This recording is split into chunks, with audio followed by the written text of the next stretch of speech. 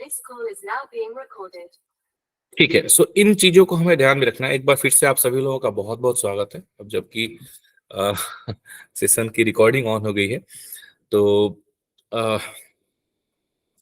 मैं आप लोगों की कंसर्न को भी फील कर पा रहा था। पिछले एक वीक में बहुत ज्यादा आप लोग इस बात को लेकर के कंसर्न हो गए थे कि सर ऐसे के ऊपर हम काम नहीं कर पा रहे हैं। तो अनुवाद की हमने काफी अच्छी प्रैक्टिस भी कर ली, काफी अच्छा अभ्यास कर लिया है और अब आपके पास में अनुवाद अभ्यास पुस्तक भी है जिससे भी आप लगातार अनुवाद का अभ्यास निरंतर कर सकते हैं, है ना। ये अनुवाद का अभ्यास क्वेश्चन आंसर की तरह नहीं होता है। ऐसा नहीं है कि जैसे आपने एक किसी भी लेसन का क्वेश्चन आंसर यदि आपने लिख लिया और रट लिया तो फिर वो हो गया, उसके बाद यदि आप उसको बस रिवाइज कर ले तो काम हो जाएगा। नहीं, अनुवाद अभ्यास का मतलब होता है ना कि आप पैसेज का जितनी बार अभ्यास करेंगे, मैं आपको मतलब ये बात मैं कह सकता हूँ और आप इसे करके देखें एक बार, और आप करके देखेंगे तो आपको समझ में आएगा कि सर ने जो कहा कितना सही कहा। कि आप कोई भी एक पैसेज उठाएं और अवंतिका जी, मैंने आपको रिप्लाई किया था, अवंतिका जी है ना अभी 2410, तो मेरे ख्याल से सेशन में इस बात का चर्चा हाँ इतना उचित है। मैंने आपको बताया था आपकी बुक वापस आई है, वापस डिस्पैच कल होगी, है ना। एड्रेस को लेकर के बहुत सारी समस्याएं हुई हैं क्योंकि जो सर एड्रेस कल कर दी है क्या आपने अवंतिका जी की? जी सर कल कर दिया है क्या अवंतिका जी का डिस्पैच यहाँ से? नहीं, कल होंगी। मतलब तो सर आप मुझे बोल दीजिए, मैं करवा दूंगी। अगर ये मुझे एड्रेस देते तो मैं भी तो सर 2 बुक्स का क्या करूंगी? नहीं नहीं, आपके आपसे एक बुक ऑलरेडी कलेक्ट कर लेंगे, मैंने बोल दिया है, आपके ऑफिस में ही आएंगे। अच्छा अच्छा कल अच्छा। आपके पास कॉल आ जाएगा, वो आपसे बुक कलेक्ट कर लेंगे। आपका ऑफिस है ना वो जीपीओ वाला, क्या आपने नाम हाँ बताया हाँ था? हाँ सर, मेघदूत भवन। हाँ जी, मेघदूत भवन में आकर के आपसे बुक कलेक्ट कर लेंगे। ऑलरेडी कल तो मेरे सर पास। मैं तो बर्डन जैसा फील हो रहा है मुझे बहुत दिन से। नहीं नहीं नहीं नहीं, बिल्कुल नहीं, वो कर लेंगे। और अवंतिका जी की बुक कल हो जाएगी, री डिस्पैच हो जाएगी। कुछ अवंतिका जी आप अपना एड्रेस मुझे ना मेरे नंबर पे एक बार फिर से भेज दीजिएगा। एड्रेसेस की वजह से ना बहुत सारे बुक्स, मतलब बहुत सारे नहीं, बहुत कमी है, 3 4 5 बुक्स ऐसे रिटर्न हुई हैं, तो उनको मैं री डिस्पैच करवा रहा हूँ। अभिलाषा जी की हुई है, अवंतिका जी की हुई है ना, और कुछ लोगों की हुई है, तो उनको मैं री डिस्पैच करवा रहा हूँ। सो थोड़ा सा ये पिछले एक वीक का फेज थोड़ा मुश्किल चला है क्योंकि बुक्स डिस्पैचिंग मेरे पास लगभग 250-300 लोगों को बुक मिल चुकी है, तब जाके आज मैंने मेरी बुक मैंने देखी फिजिकल रूप में। आज मैंने मेरी बुक देखी, मतलब डिजिटल रूप में तो मैंने उसको भेजा ही था, प्रिंट हुई, लेकिन आज जा करके मैंने फिजिकल रूप में मैंने मेरा बुक पहली बार देखा। तो ठीक है, कोई प्रॉब्लम नहीं है। सो हम आते हैं वापस अपने। सर मेरी एक रिक्वेस्ट है, जब तक नहीं आ रही है थोड़े से पेजेस मुझे मिल जाएंगे क्या, मतलब इन डिजिटल फॉर्म, क्योंकि मुझे प्रैक्टिस करने के लिए बहुत टाइम लग रहा है उस चीज में। बिल्कुल, मैं आपको पूरा एक पीडीएफ दे दूंगा प्रैक्टिस करने के लिए, डोंट वरी, है ना। अभी कोई इशू नहीं आएगा। अभी पिछले 4 5 7 दिन तक थोड़ा सा इशू था, क्योंकि इशू सिर्फ इस बात का था कि इंटरनेट की अवेलेबिलिटी नहीं थी। प्रॉब्लम क्या है ना, ये जो भी हम लोग ऑनलाइन और वर्चुअल जितने भी हम लोग कम्युनिकेशन कर रहे हैं और जितने भी हम लोग क्लासेस कर रहे हैं या अपने विचारों का, सूचनाओं का, अनुभवों का आदान प्रदान कर रहे हैं, इसमें सबसे जो मजबूत स्तंभ है वो है इंटरनेट की कनेक्टिविटी। अगर इंटरनेट की कनेक्टिविटी अच्छी है ना तो सारी चीजें बढ़िया चलेंगी। इंटरनेट की कनेक्टिविटी नहीं होने की वजह से दिक्कत होती है। सो क्या है कि हम कहीं भी रह कर सकते हैं, पर ओनली इंटरनेट कनेक्टिविटी की वजह से थोड़ा सा इशू चल रहा था। ठीक है। मैं आप सभी से अनुरोध करूंगा कि बुक्स नॉट रिसीव्ड वाला मैटर यदि अभी हम डिस्कस ना करके आप मुझे मैसेज कर दें। इंडिविजुअली मैं सबको रिप्लाई भी कर रहा हूँ एंड आई एम ट्राइंग कि मैं जिनका डिस्पैच नहीं हुआ, क्योंकि अब कोई प्रॉब्लम नहीं होगी। जिनकी भी बुक डिस्पैच नहीं हुई, now it is everything is in my command. अगले 3 से 4 दिनों में सबकी बुक मैं मतलब 3 से 4 दिन में मैं सबकी बुक डिलीवर करा दूंगा जिनकी बुक डिलीवर नहीं हुई है ना। अभी तक थोड़ा सा ये आउट ऑफ माई हैंड था, अब मेरे पास बुक्स भी हैं और मतलब अभी कोई प्रॉब्लम नहीं है। तो जिनका भी इशू है 3 से 4 दिन में सबको मिल जाएंगे बुक्स, है ना। तो आपको बिल्कुल परेशान होने की आवश्यकता नहीं है। पीयूष जी और तुषार जी ने हाथ उठाया, कुछ कहना चाहते हैं? नहीं सर, मैं कह चुका। अच्छा, आपने कह चुका। तुषार जी, आप कुछ कहना चाहते हैं? जी सर, जी सर, वो मेरी आपसे सर बात भी हुई थी। और सर सर एक चीज और आप कर सकते हैं इवैल्यूएशन तो से संबंधित आज एक हमारे साथी मुझसे बड़ा खफा हो गए और उन्होंने बड़ा ही खफा होके मुझे पर्सनल उसमें भेजा कि सर आप बहुत ही इरिस्पॉन्सिबिलिटी, आप इतनी इरिस्पॉन्सिबिलिटी कहाँ से लेकर के आते हैं, और ऐसे ऐसे करके बड़े अच्छे अच्छे शब्द उन्होंने मुझे भेजे। अब मुझे समझ में नहीं आया कि उन्होंने ऐसे शब्द क्यों भेजे, क्योंकि मुझे उनका कंसर्न समझ में नहीं आया। कंसर्न हालांकि बाद में देखा मैंने तो कंसर्न बस ये था कि उन्होंने व्हाट्सएप पे मुझे 1-2 दिन पहले कोई एक ऐसे या अनुवाद लिख करके और पीडीएफ मुझे बना के भेजा और उन्होंने कहा कि सर मेरी मार्किंग कर दीजिए। अब देखिए समस्या ये है ना कि व्हाट्सएप पे मैं मार्किंग कैसे करूंगा ये मुझे समझ में नहीं आता है ना। अब अगर मुझे जस्ट ऐसे ही करना है कि चलो ठीक है मैंने एक बार पढ़ लिया और कुछ भी लिख करके भेज दिया कि हाँ ठीक है आपको 35 नंबर आ गए, तो वो तो मैं कर सकता हूँ। लेकिन क्या है ना, मुझे ऐसे करके ना सेटिस्फेक्शन नहीं होता है कि मैंने कुछ भी लिख के भेज दिया। मैं चाहता हूँ कि मैं जो करके दे रहा हूँ, जैसे मैं आप लोगों की जो इवेल्युएशन करता हूँ, जो मार्किंग करता हूँ, उसको ना मैं जो भी पैरामीटर मैंने सेट कर रखा है ना, उस पैरामीटर पे मैं मार्किंग करके देता हूँ आप लोगों को। सर पैरामीटर आप एक लोगों को चीज पता है सर, जी। जी सर। अब सर समस्या वो ये है कि हाँ तुषार जी, मैं 1 मिनट मुझे थोड़ा जी फिनिश सर। करने दीजिए। अब समस्या ये है कि जिन लोगों का अपलोड नहीं हो पा रहा है ना, जैसे हमने पिछले संडे को भी 2-3 बार ओपन करा था, क्योंकि देखिए ये सिस्टम है। अब मतलब ये इसीलिए पॉसिबल है ऑनलाइन चीजों का इवेलुएट कर देना, क्योंकि वो सिस्टम है। अगर वो सिस्टम नहीं होगा तो मैं कभी भी इवेल्युएशन करने के स्थिति में नहीं आ सकता हूँ कि मैं, क्योंकि देखिए व्हाट्सएप पे मंगा करके एक एक पीडीएफ को डाउनलोड करके फिर उसके लिए मार्किंग करके और फिर वापस वो पीडीएफ आपको एक एक आदमी को सेंड करना, ये मैनुअली आपको अपने संदर्भ में लग सकता है कि सर एक ही तो बुक है, इतना आसान है, लेकिन ये मेरे लिए बहुत मुश्किल है, क्योंकि आपके लिए वो एक है पर मेरे लिए वो एक नहीं है। तो ये इतना मैनुअली कर नहीं सकता हूँ मैं ना। पहले मैं कर लेता था क्योंकि कम लोग थे, पर अब थोड़ी संख्या ज्यादा हो गई है तो वो करना थोड़ा सा मुश्किल।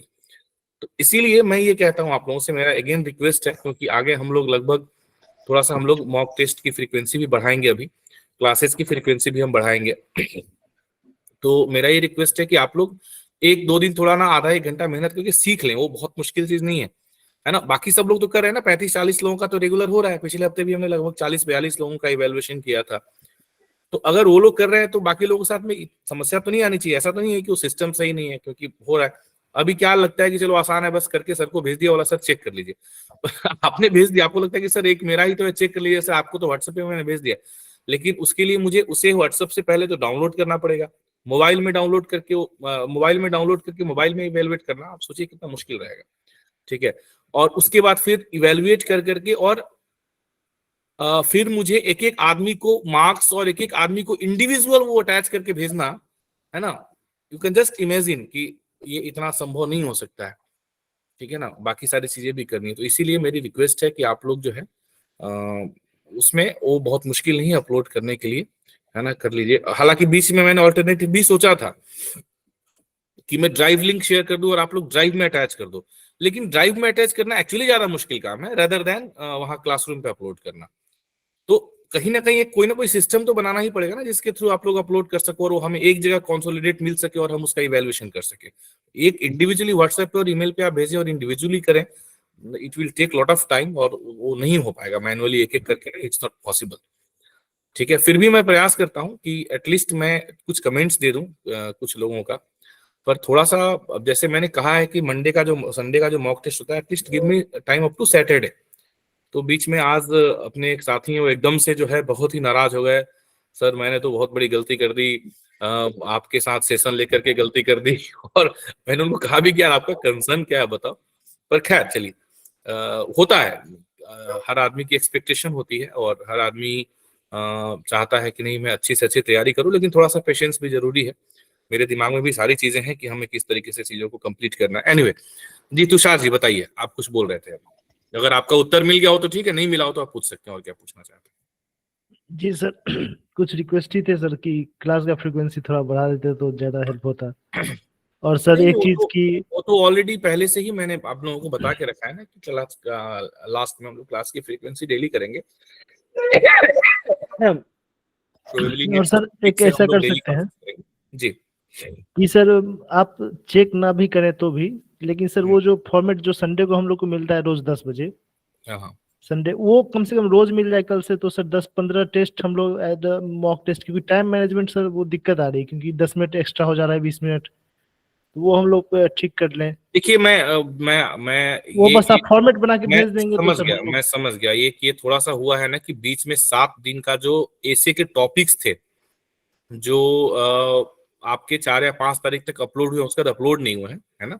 ऐसे के टॉपिक्स कल से आपके जो अनुवाद के साथ में ऐसे के टॉपिक्स भी डेली 2 टॉपिक्स जैसे हम लोग अपलोड पहले कर रहे थे वो कल से हो जाएंगे, और साथ में ऐसे के कंटेंट भी अपलोड हो जाएंगे, है ना। और ये केवल इसलिए मतलब इशू केवल यही था कि इंटरनेट कनेक्टिविटी का थोड़ा सा की थोड़ी समस्या थी जिसकी वजह से दिक्कतें आ गई थी, ठीक है ना। सो अभी हम लोग जो है इन चीजों से हम लोग कॉप अप कर लेंगे, उसका इशू नहीं आएगा, ठीक है। चलिए, सो आज हम जो है आज का हमारा जो टॉपिक है हम उसके ऊपर सीधा आते हैं, जिसको लेकर के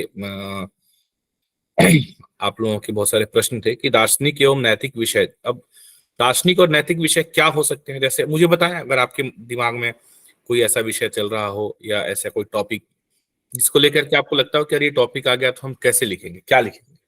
जैसे जीवन में moral दर्शन का values महत्व ऐसा related, कुछ। moral values related, psychological related, exactly हाँ, तो आप टॉपिक जी, बताएं। life.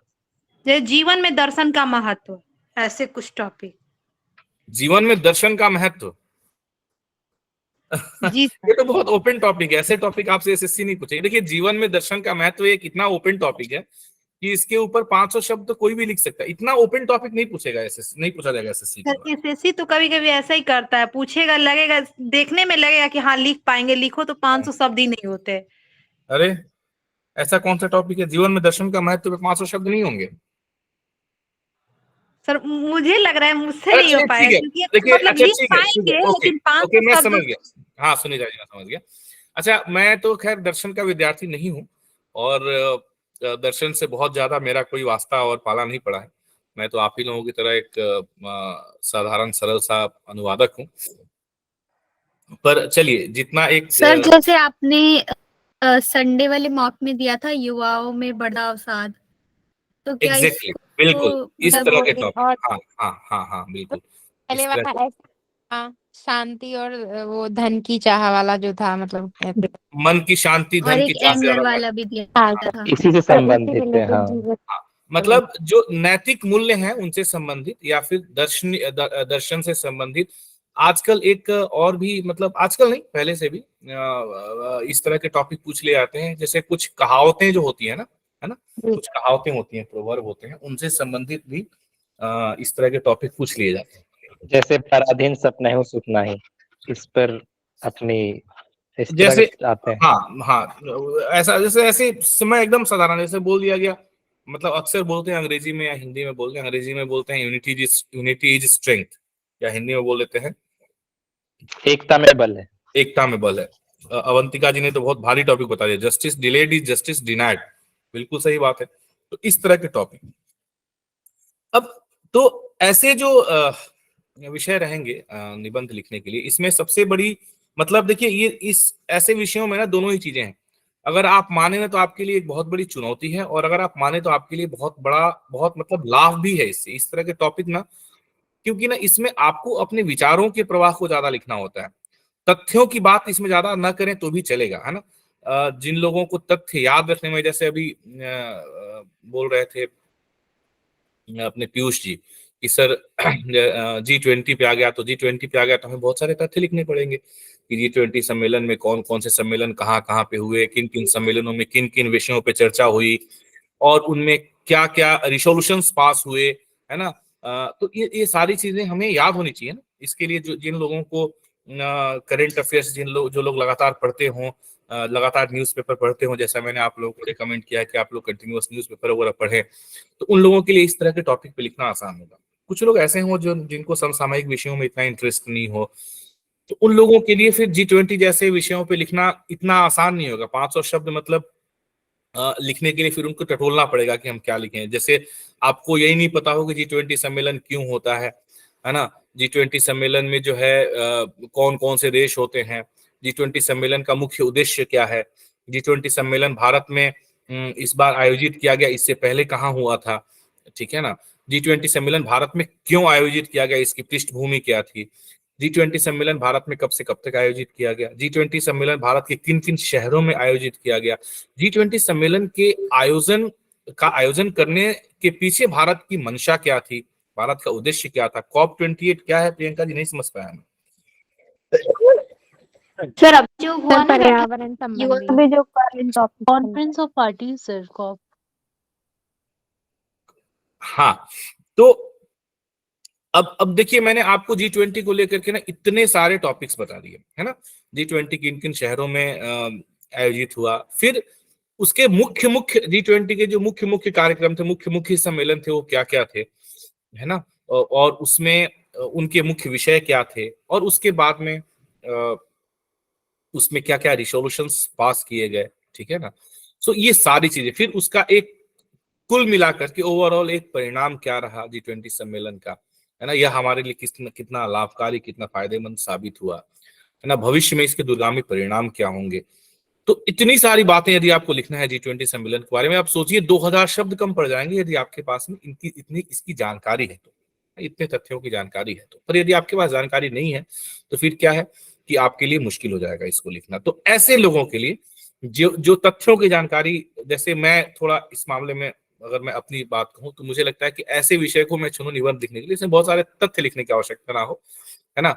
मैं निबंध लिखते वक्त मेरा जो लेखन कौशल है, मतलब मेरी जो भाषा पे जो मेरी पकड़ है, मेरे जो शब्दों पे पकड़ है, और तो इसका मैं प्रदर्शन कर सकूं, मतलब इसको मैं अच्छे तरीके से दिखा सकूं, है ना। तो इसके लिए अगर मैं तथ्यों को लिखना शुरू करूंगा ना, तो मेरा दिमाग तथ्यों में उलझा रहेगा। और यदि मैं एक ऐसा टॉपिक उठाता हूं, जैसे मैं कहूं कि मन की शांति धन की चाह से ज्यादा महत्वपूर्ण है, तो इसमें मुझे अपने विचारों को फ्लो देना। तो जब अपने विचारों को फ्लो दूंगा ना, तो मेरी ना एक प्राकृतिक भाषा फिर निकल के आएगी। अगर मुझे लगता है कि मेरी भाषा पे अच्छी पकड़ है, मैं अच्छे शब्दों का प्रयोग कर सकता हूँ, मेरे पास शब्दों का अच्छा संकलन है, और मैं उसे सही तरीके से मतलब मैं उसे सही तरीके से प्रस्तुत कर सकता हूं, तो ये सारी जो कलाकारी मेरी अपनी है ना, वह इस तरह के टॉपिक में निखर के आती है, और मैं ये जो मेरा स्ट्रॉन्ग पॉइंट है मैं उसको दिखा सकता हूँ।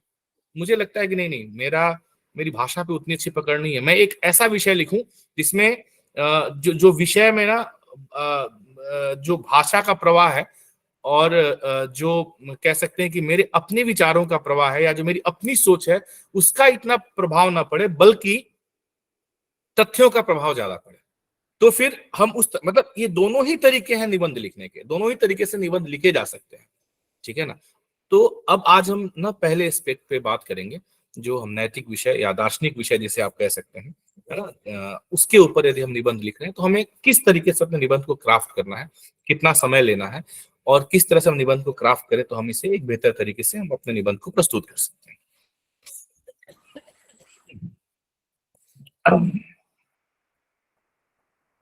जैसा मैंने आपको बताया कि दार्शनिक विषयों पर निबंध लिखना चुनौतीपूर्ण और फायदेमंद दोनों हो सकता है। बिल्कुल रॉ सेंटेंस है, मतलब जो एक मेरी सोच है ना, उसको मैं आपको पावर पॉइंट स्लाइड पे दिखा रहा हूँ कि ये किसी के लिए, जैसे अभी सुनीता जी ने कहा कि जीवन में दर्शन का महत्व, देखने में तो लगता है कि बहुत ही सामान्य और बहुत ही ओपन टॉपिक है, लेकिन कई बार ऐसे टॉपिक पे 500 शब्द लिखना मुश्किल हो जाता है। तो अगर ऐसा है तो आपके लिए बहुत ही चैलेंजिंग है, ठीक है। और फायदेमंद क्यों है, जैसा मैंने आपको बताया कि अगर अच्छे मार्क्स स्कोर करने हैं, जहां पे आपको अपने आपकी जो भाषा पे पकड़, क्योंकि देखिए आप एक भाषा के अधिकारी बनने जा रहे हैं, मतलब आप एक लैंग्वेज ऑफिसर बनने जा रहे हैं, है ना। आपसे उम्मीद की जाती है कि आपकी भाषा पे पकड़ बहुत ज्यादा अच्छी हो, रेदर देन कि आपके विचार बहुत उत्कृष्ट श्रेणी के होने चाहिए, है ना, जिससे ये झलके कि आपके अंदर मतलब एक प्रशासनिक क्षमता बहुत बेहतर है, या एनालिटिकल क्षमता बहुत बेहतर है, एनालॉजिकल क्षमता आपके पास बहुत अच्छी है। जरूरत नहीं है, क्योंकि आपका वो काम नहीं है, आप वो काम करने के लिए नहीं जा रहे हैं। आप इस बात को समझे, इस पर्सपेक्टिव को समझे आप, ठीक है ना। आप जिस काम को करने जा रहे हैं वो काम भाषा से संबंधित है। तो इस अगर हम परिप्रेक्ष्य में देखें तो ऐसी स्थिति में आपके लिए दार्शनिक या फिर जो नीतिपरक निबंध जिसको हम कहते हैं, है ना, नैतिक मूल्यों से संबंधित निबंध, वह लिखना आपके लिए फायदेमंद हो सकता है, ठीक है। पर अगेन बात आती है कि क्या हम ऐसे निबंध 500 शब्द लिख पाएंगे, क्या हमारे पास हमारे विचारों की इतनी बहुलता है, या हम उतने सूक्ष्म मतलब स्तर तक जाकर के सोच सकते हैं किसी भी ऐसे विषय के बारे में कि हम उसमें 500 शब्द अपने विचार व्यक्त करें। क्योंकि जाहिर सी बात है कि अपने ही विचार होते हैं। अच्छा, इसमें भी दो तरह के विषय होते हैं। एक तो ऐसे होते हैं जिसपे ना बिल्कुल ही एकदम क्लियर कट वो होता है, मतलब उसके दो पहलू होते हैं और सब लोग एक ही पहलू के साथ खड़े होते हैं। जैसे अगर हम कहें कि अगर हम एक टॉपिक लें कि क्या भ्रष्टाचार समाज के लिए एक मतलब समाज पे एक धब्बा है या एक मतलब इस तरीके से कोई टॉपिक आपको दे दिया, ठीक है। तो अब अगर ऐसा कोई टॉपिक दिया तो बीच में इस तरह का भी एक टॉपिक शायद हम लोगों ने चर्चा कर दी जब हम लोग पीछे भ्रष्टाचार और के बारे में बात कर रहे थे कि भ्रष्टाचार जो बढ़ रहा है उसके पीछे ज्यादा जिम्मेदार कौन है। सरकारी कर्मचारियों की जो मतलब उनकी जो उनका जो मतलब लोभ है ना, वो इसके लिए ज्यादा जिम्मेदार है, या लोग खुद जिनका ये उद्देश्य है कि मैं अपने काम को मैं अपने काम को जो है कुछ पैसे दे करके ना जल्दी निपटा लूं, मतलब ये मेरा काम वैसे तो होना चाहिए महीने दिन के अंदर में, है ना, इसका प्रोसेस है, लेकिन मैं थोड़ा 500-1000 रुपए दे करके इसे ना 5 दिन में 7 दिन में मैं करा लेता हूँ।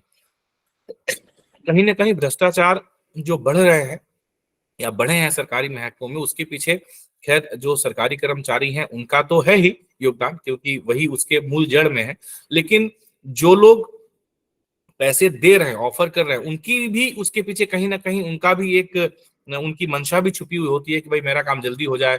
वो अननेसेसरी अप्रोच करते हैं, है ना, साइड से अप्रोच करते हैं, सिस्टम को वो लोग ओवरटेक करने का प्रयास करते हैं, है ना, सिस्टम को ब्रीच करने का प्रयास करते हैं। तो इसमें ज्यादा जिम्मेदार कौन है, हु इज मोर रिस्पॉन्सिबल, है ना। तो इस तरह के जब टॉपिक आपके पास आते हैं ना, तो फिर आपके लिए आपको फिर आपका अपना जो तार्किक आपकी अपनी जो तार्किक क्षमता है ना, वो ज्यादा यहाँ पे महत्वपूर्ण हो जाती है। सर जैसे कह सकते हैं कि भ्रष्टाचार के अपराध का सह अपराधी अक्सर हमारी स्वयं की उदासीनता होती है। फिर से बोलिए एक बार। कि भ्रष्टाचार के अपराध का सह अपराधी अक्सर हमारी स्वयं की उदासीनता होती है। उदासीनता क्यों? उदासीनता क्यों? हमारे स्वयं के क्या बोल सकते हैं उसको, जुल्म करना ही नहीं सहना भी अपराध है। उदासीनता मतलब सहना, नहीं, चुपचाप उदासीनता तो समझ गया मैं, उदासीनता तो बिल्कुल समझ गया मैं, लेकिन बात उदासीनता की नहीं है यहाँ पे। मैं जो बात कहना चाह रहा हूँ ना, वो उदासीनता से संबंधित नहीं है। वो किससे संबंधित है कि हमारी अपनी अपेक्षाएं, सहभागिता से। हाँ, हमारी अपनी जो इच्छाएं, या उसको क्या बोलेंगे हम, इच्छा अपेक्षा, आप ऐसे एक शब्द का इस्तेमाल कर लीजिए, हाँ, कि चूंकि हम स्वयं चाहते हैं कि हमारा काम कुछ एक पैसे लेकर के जल्दी हो जाए, ठीक है, हम जानते हैं कि इस काम को सामान्य तौर पे इस काम को होने में 10 दिन का समय लगता है ना, पर हम चाहते हैं कि नहीं मेरा काम 1 दिन में हो जाए, या मेरा काम जल्दी हो जाए, या फिर हम खुद ट्रैफिक रूल्स तोड़ रहे हैं और हम चाहते हैं कि 100 रुपया दे करके हमारा काम निपट जाए, रेदर देन हम जो है जाएं वहां पर और प्रॉपर टाइप से हम जो है फाइन भरें जो सरकार के खाते में जाए। नहीं, हम क्या चाहते हैं, 100 रुपया लो ट्रैफिक हवलदार को और बिना हमें छोड़ दो। तो कहीं ना कहीं हमारी अपनी जो हमारी अपनी जो सॉरी इसमें सहभागिता होती है ना, वो, हाँ बिल्कुल। सो ये चीजें जो है ना, ये इस तरह के टॉपिक पूछे जा सकते हैं, तो वहां पे फिर आपका अपना जो एक आपकी अपनी जो तर्क क्षमता है वो बहुत ज्यादा मायने रखती है, बहुत ज्यादा महत्वपूर्ण हो जाती है, ठीक है ना। ठीक है, सो हम थोड़ा कुछ टॉपिक्स पे ना ऐसे हम बात करेंगे, एक एक टॉपिक को थोड़ा सा समझने का प्रयास करेंगे कि सबसे पहले ना जब भी कोई विषय आपको मिले, है ना, तो उस विषय को समझने का प्रयास करें और ये समझें कि इस निबंध को लिखवा करके, है ना, इस निबंध के जरिए जो भी इवैल्यूएटर है, हाँ, तो ताली कभी एक हाथ से नहीं बजती है, बिल्कुल सही बात है ना, तो ये बिल्कुल सही है। और कहीं ना कहीं ये चीज एक दहेज प्रथा जो है हमारे समाज में बहुत ही बृहद पैमाने पे व्याप्त है, और उसमें भी ये इस तरह के मतलब दोनों पक्ष जिम्मेवार हैं, जिम्मेवार हो जाते हैं। हम लोग बचपन से ही पढ़ते आए हैं कि दहेज प्रथा पाप है, अपराध है, ऐसे ऐसे करके हम लोग पढ़ते आए हैं। लेकिन देखिए तर्क जो होता है ना, अब यहाँ पे हम सही और गलत की बात नहीं कर रहे हैं, आप ऐसा मत समझिएगा कि मैं उसको जस्टिफाई करना चाह रहा हूँ, बिल्कुल जस्टिफाई नहीं करना चाह रहा हूँ, पर हम लोग बचपन से ही पढ़ते आए थे। तो ऐसे ना मेरे दादाजी हैं, वो अभी उनकी उम्र लगभग 86-87 साल है और बिल्कुल ही निरक्षर है, मतलब उनको शाब्दिक ज्ञान बिल्कुल नहीं है, लिख नहीं सकते, लेकिन सांसारिक ज्ञान बहुत ज्यादा है, जिसको प्रैक्टिकल नॉलेज बोलते हैं ना, उनके पास बहुत ज्यादा है। तो एक बार ऐसे ही, क्योंकि हमारे पास किताबी ज्ञान ज्यादा थी बचपन में, उनको मैं बोल रहा था, ऐसे भाषण दे रहा था कि ये दहेज लेना बहुत गलत है, ऐसे है वैसे है, क्यों दहेज लेना है, समाज में ये खराब हो रहा है। तो उन्होंने कहा नहीं, ये तो बिल्कुल सही है। तो मैं बहुत अचंभित हो गया। मैं बोला अरे ये आप कैसे बोल रहे हैं? स्कूल में सारे इतने विद्वान टीचर्स हैं, सब रोज सुबह शाम यही पढ़ाते हैं, किताबों में लिखा है, और आपने तो मतलब ऐसे में बोला नहीं। मैंने मन ही में सोचा कि पढ़े लिखे नहीं है, फिर भी आप बोल रहे हैं सही है, तो मतलब कोई तर्क बताइए। तो उन्होंने तर्क दिया कि दहेज प्रथा क्यों बनी, दहेज प्रथा मतलब के चलन के पीछे क्या कारण था कि शादियां जो होती हैं वो शादियों का एक मतलब दो परिवार जो है ना, जो एक स्तर के परिवार होते हैं, उनके बीच में संबंध होता है, तो संबंध बहुत लंबे समय तक चलता है। और दो ऐसे परिवारों के बीच में संबंध हो जाए जिसमें एक की सामाजिक स्थिति थोड़ी बहुत नीचे हो, सामाजिक या आर्थिक जो भी आप बोल रहे हैं, और एक की बहुत ज्यादा ऊपर हो, और किसी तरीके से संबंध हो जाए ना, तो उसमें ना लॉन्ग टर्म में वो संबंध में खटास आ जाती है ना, क्योंकि एक अपने आप को इंफीरियर फील करता है, दूसरे अपने आप को बहुत सुपीरियर फील करता है। तो लंबे समय में फिर लड़की या लड़का जो भी थोड़े दूसरे परिवार से है ना, वो अपने आप को उस संबंध में अपने आप को इंफीरियर फील करता है, और इस तरीके से तो क्या होता है ना कि फिर वो संबंध बहुत दिन तक चल नहीं पाते हैं। समाज में दहेज को एक ऐसा बार बना दिया गया कि भाई कोई भी व्यक्ति ना अपने ही स्तर में या थोड़ा सा अपने से ऊपर या थोड़ा सा अपना सिंच, उन्होंने बहुत अच्छे से समझाया था, और जब वो समझा रहे थे तो मुझे बिल्कुल भी ऐसा नहीं लग रहा था कि वो अनपढ़ है। उन्होंने कहा था कि एक स्केल, मतलब ऐसा उन्होंने बोला कि एक स्केल है, और उस पे मान लो कि आपका जो सामाजिक स्तर है या आर्थिक स्तर है वो मान लीजिए कि 5 का है या 6 का है, तो आप जब आपको दहेज देना है ना, तो आप क्या चाहेंगे कि या तो आप 7 में जाएं या तो आप 5 में जाएं। बहुत ज्यादा यदि आप हिम्मत करेंगे तो 8 में चले जाएंगे, लेकिन आप 6 में रह करके 10 में नहीं जाएंगे। तो 6 वाले का 7 या 8 में ना निवाह अच्छे से हो जाएगा, 5 में भी हो जाएगा, 4 में भी हो जाएगा, लेकिन 6 वाले का 1 में या 2 में नहीं होगा, और 6 वाले का 10 में और 12 में 11 में नहीं होगा, क्योंकि वो बिल्कुल ही, तो अगर दहेज वाला बाउंडेशन नहीं रहा ना, तो 6 वाला चाहेगा हमेशा कि मैं 11 में चला जाऊं, और आदमी चाहेगा कि मेरी बेटी की शादी अंबानी के बेटे से हो जाए, तो झंझट ही खत्म हो जाए, दहेज देना नहीं है।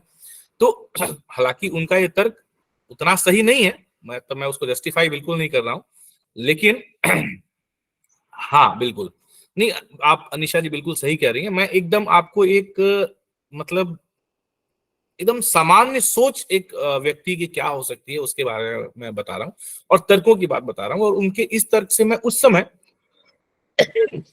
बहुत पहले की बात है, आज से तकरीबन 20 साल पहले की बात है, जब मैं 8th 9th में पढ़ता था, उस समय की बात है ये, और मैं उस समय निरुत्तर हो गया था, और मैं कहीं ना कहीं मेरे मन में लगा कि यार बात तो ये सही कह रहे हैं। तो जी अवंतिका जी।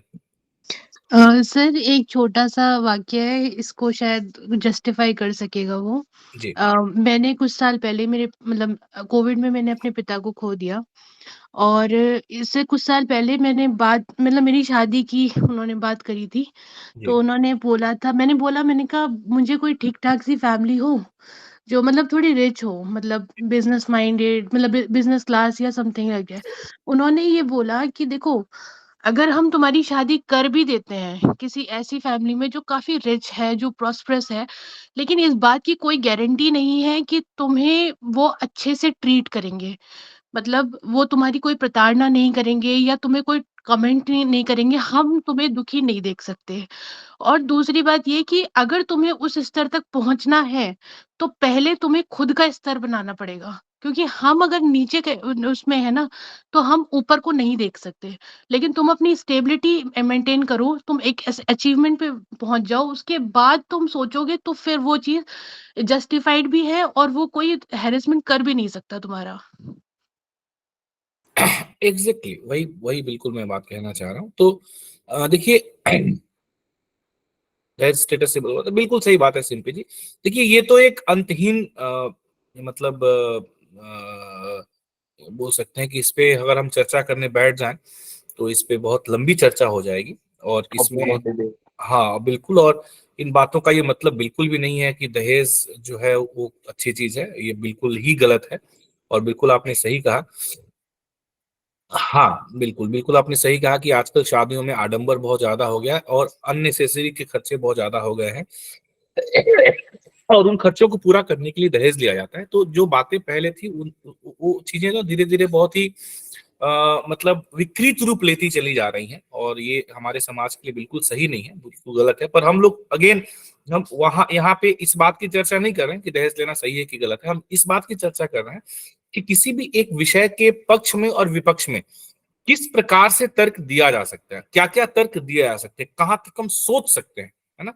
ये जो विचार है ना, ये जो हमारी सोच है, जैसे अभी देखो आप सब लोग इस बात से सहमत हैं कि दहेज लेना ठीक नहीं है, दहेज लेना पाप है, अपराध है, और हमारे यहाँ न कि सामाजिक स्तर पे बल्कि अब तो कानूनी स्तर पे भी इसे अपराध माना जाता है। इसके लिए एक्ट बनाए जा चुके हैं, नियम है, कानून है, सब कुछ है। पर उसके बावजूद भी आप में से कई सारे लोगों ने जो बातें कही, तो आपके मन में कहीं ना कहीं ये बात लग रहा है कि नहीं, जो जैसे बराबरी वाली बात और ये सारी चीजें, तो इन्हीं बातों को जब आपके सामने टॉपिक आएगा तो इन्हीं तर्कों को आप कितने खूबसूरती से प्रस्तुत कर पाए, ऐसे निबंधों को लिखने के पीछे मतलब को लिखने का यही तरीका है, ठीक है। और यही बात मैं आपको समझाना चाह रहा हूं कि इस तरह के विषय जब भी आप लिखेंगे तो इसमें हमेशा क्या होता है कि एक आपका अपना स्पेसिफिक आपके अपने विचार होते हैं, आपकी अपनी मान्यताएं होती हैं, है ना, आप उसको अपने तरीके से सोच और समझ रहे होते हैं। एक समाज की मान्यताएं होती हैं, समाज भी ऐसे विषयों पे ना कई भागों में बटा होता है ना, कई भागों में बटा होता है। जैसे एक बहुत ही डिस्प्यूटेड टॉपिक है, मतलब ये आप लोगों के बीच में डिस्प्यूट क्रिएट करने के लिए नहीं है, मैं वैसे ही कह रहा हूँ कि डिस्प्यूटेड टॉपिक है। अगर मैं कहूँ तो यहाँ पे अभी ये लगभग 50-52 लोग इस सेशन में है, इसमें 3-4 धड़े अभी हो जाएंगे। एक ही टॉपिक क्या है, आरक्षण। आरक्षण कहेंगे तो बहुत सारे लोग बोलेंगे ये सही नहीं है, बहुत सारे लोग बोलेंगे सर ये सब बिल्कुल सही आरक्षण होना चाहिए, बहुत सारे लोग बोलेंगे कि आरक्षण जो है होना तो चाहिए लेकिन कुछ शर्तों के साथ में होना चाहिए। तो अब ये तुरंत है ना, एक ही विषय है उसके ऊपर अलग अलग मत बन जाएंगे। तो इस तरह के टॉपिक पे आपके तर्क जो है वो बिल्कुल सॉलिड होने चाहिए, और वो बायस्ड नहीं होने चाहिए, किसी भी तरीके से बायस्ड तर्क आपको नहीं देना है। और सबसे जरूरी, सबसे महत्वपूर्ण मुद्दा इसमें यह है कि आप इस तरह के विषय में जिस तर्क को और जिस विचार को लेकर के आप उठ रहे हैं ना, उसको आप धीरे धीरे मजबूत करते जाएं, उसको धीरे धीरे समर्थन, मतलब अपने शब्दों से, अपने विचारों से, अपने तर्कों से, जो बात आपने कही, जो एक कथन, जो एक वक्तव्य आपने शुरू किया है ना, इन बातों को मैंने थोड़ा सा लिख करके भी बताने का प्रयास किया है कि चूंकि ये दार्शनिक मतलब इस तरह की भाषा आप समझने का प्रयास करें कि एक वक्त जब मेरे कहने का मतलब ये है, ये जो स्लाइड आपको दिख रही है कि एक वक्तव्य विकसित करने का मतलब क्या है कि एक आपका अपना एक विचार, आपकी अपनी एक धारणा, जैसे मैंने आपको हमने दहेज प्रथा की बात करी, या हमने आरक्षण की बात करी, या हमने और भी इस तरह के टॉपिक जिसमें कि दोनों ही चीजें हैं। मतलब आपको पता है कि बहुत सारे लोग इसके पक्ष में हैं, बहुत सारे लोग इसके विपक्ष में हैं, तो आपकी अपनी धारणा क्या है, उसके लिए आप अपना एक वक्तव्य विकसित करें, अपना एक विचार विकसित करें। और हाँ, बिल्कुल सही अनिशा जी ने कहा, अपना एक दृष्टिकोण आप शुरू में विकसित करें, उसे स्थापित करें परिचय में। जैसे आप परिचय में ना परिचय में, या फिर जैसे आप बॉडी लिखना शुरू करें, जो मुख्य आपका निबंध का भाग है उसे लिखना शुरू करें, तो वहां पे ना आपका जो अपना दृष्टिकोण है उसे वहां पे आप उल्लिखित करें। और धीरे धीरे जैसे जैसे आपके निबंध का उत्थान होगा ना, वैसे वैसे आप अपने तर्कों से उसे ना संपुष्ट करते जाए, उसे ना समर्थित करते जाए, उसे मजबूत करते जाए, है ना। और उसके बाद आगे चल करके ना जो दूसरा पक्ष है बिल्कुल उसी के आधार पर तर्क देते जाए, और जो दूसरा पक्ष है, दूसरे पक्ष को भी आप, मतलब चूंकि वह पक्ष आपके लिए विरोधी पक्ष होगा, क्योंकि आप जैसे मान लीजिए कि यदि आप दहेज प्रथा का विरोध कर रहे हैं तो उसका समर्थन आपका विरोधी पक्ष होगा, तो उसके समर्थन में क्या क्या तर्क दिए जाते हैं, है ना। नहीं, मैं आप बता रहा हूँ नितिन जी, मैं उसी पॉइंट पे आ रहा हूँ कि उसके समर्थन में क्या क्या तर्क दिए जाते हैं, उसका भी उल्लेख जरूर करें। ऐसा नहीं कि उसका उल्लेख नहीं करें, लेकिन उससे अपनी सहमति उजागर ना करें। हेलो जी सर। उससे अपनी सहमति उजागर, हाँ, उसके क्या क्या तर्क दिए जाते हैं उसे जरूर लिखें, है ना। एक उसके लिए आप एक पैरा उसके लिए बनाए जरूर, लेकिन उससे अपनी अंत में उसको बना करके और धीरे धीरे जैसे जैसे वो पैरा खत्म होता जाए उसमें उसको खंडित भी, बहुत ही सॉफ्टली उसका खंडन कर दे, और खंडन करके फिर उसके अगले पैराग्राफ में वापस अपने विचार को उसके ऊपर प्रत्यारोपित करके और उसे फिर और मजबूती से अंत में ले आकर के निष्कर्ष में लिख दें। तो ये इस तरह के टॉपिक को लिखने में ना बहुत ही मतलब ये जो आपके निबंध की यात्रा होगी ना, ये बहुत ही शानदार यात्रा।